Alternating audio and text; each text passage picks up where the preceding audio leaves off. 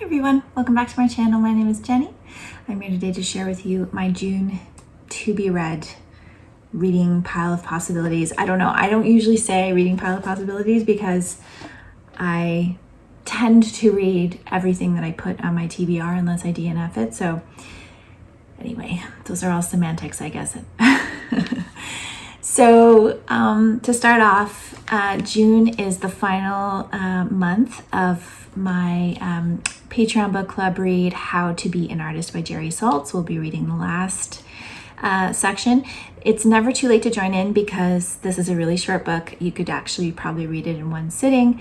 And so all the details about how to join us in reading this are below.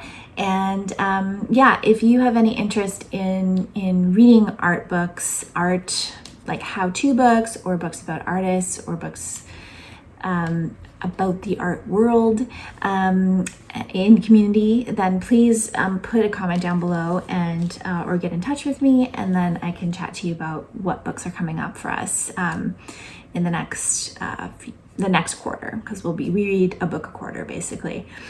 So it's a really slow read. It's not a long book club. In terms of time dedication, you can catch up really easily, and we have one chat a month about the book. So yeah, that is book club.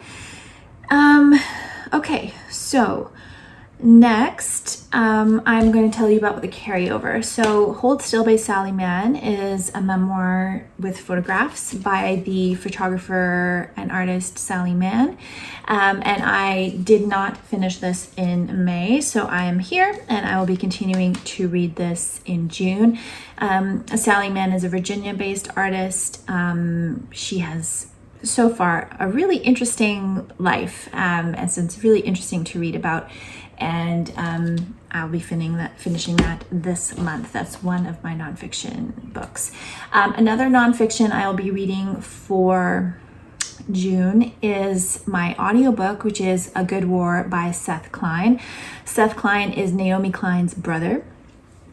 He works in climate policy in Canada, and he wrote this book about the action that Canada took to mobilize during World War II.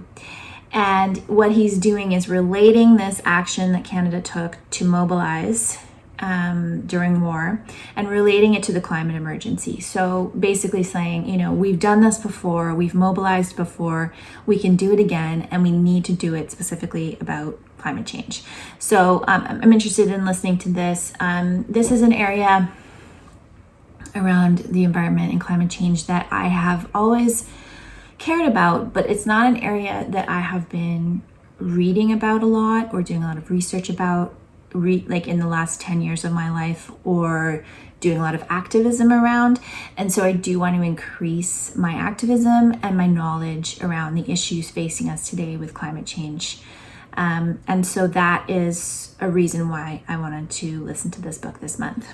And then the other nonfiction book that I'll be reading in June, hopefully I'll get, is Too Wild by Cheryl. So I have already read this book. This will be a reread. And I have a little project going on behind the scenes that this is the final book that I need to revisit in order to make that video. And so yeah, I will be getting to this probably nearer to the end of June, I would say, once I'm finished the Sally Mann memoir. All right, so on my TBR for June, I have 4 novels. Now, I don't know why I'm creating these larger TBRs recently. It's just, I don't know, it's just my mindset. I'm just interested in creating bigger TBRs. I still am managing to get through them, but again, it's kind of sometimes I'm carrying them over into the next month.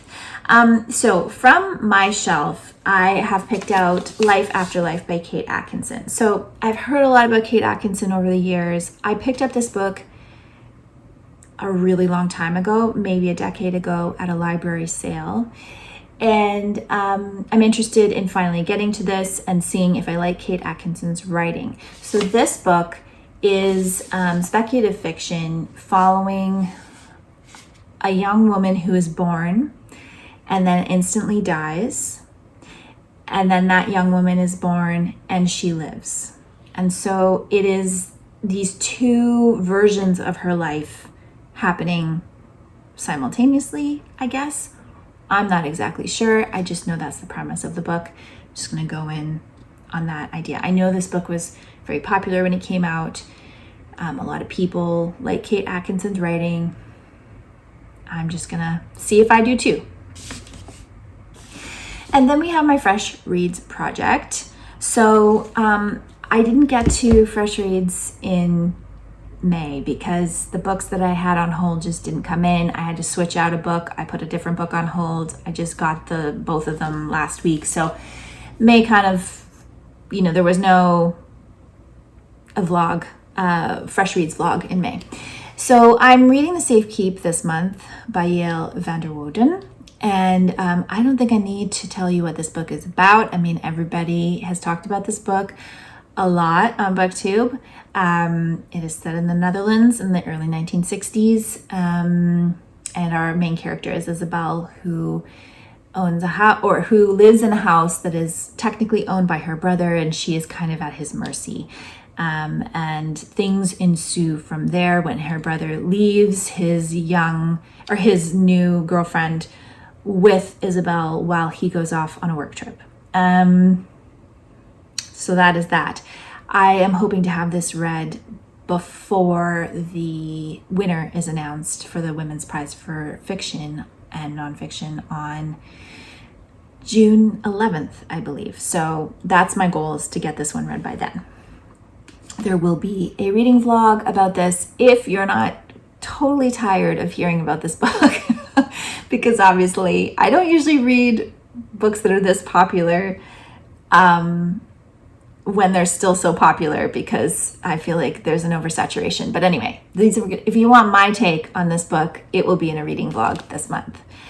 And then my other fresh read for June, I'll do two to kind of make up for not doing one in May, is Theory and Practice, a novel by Michelle de Krester. This novel was nominated for the Stella Prize in Australia. I love this cover. I think it's beautiful. And this book is about a young student who goes to school in Melbourne and is there to study the works of Virginia Woolf, who is her favorite writer. And she discovers something, I believe, while reading Virginia Woolf's diary, that puts into question her hero worship of Woolf. So as you may know, I have a whole set of projects called the Bloomsbury Diaries, where I read books about the Bloomsbury Group. This will obviously be going into my Bloomsbury Diaries. So I probably will do actually two videos based on this book if I like it enough, one being the reading vlog and one being a Bloomsbury Diary video, so that it adds to the collection. It's a very short book. It's only 175 pages, and so hopefully it's got enough content, enough juice in there to get two videos out of it. But if not, there'll definitely be a reading vlog. Okay, and then the final novel that I've put on my TBR for June is Euphoria by Lily King. This book is about a group of archaeologists, I believe, or anthropologists, who are in Papua New Guinea in the 1930s. And it is a love triangle. Now, I don't usually like love triangles. So the content of them being in Papua New Guinea and being anthropologists was interesting enough for me to decide that I wanted to try this book. It may be a DNF because love triangles are super frustrating for me usually. Although I think if they're not, the love triangles that frustrate me the most are the ones that involve family. Like particularly sisters. So if sisters are fighting over a man, I'm out. I just don't like that. So we'll see how this one goes. This is one woman, two men. So that could be more interesting. And I have in the past, from what I remember, read, I think, two other novels where there was a love triangle between a woman and two men. And those ones I did enjoy. So we're testing my love triangle theory here. We'll see. Yes, so that is my reading for June. I'm looking forward to getting to these books and seeing how they turn out. I hope you have a lot of great books lined up that you're going to be reading in June. And I will be back again soon with another video. Thank you so much for watching.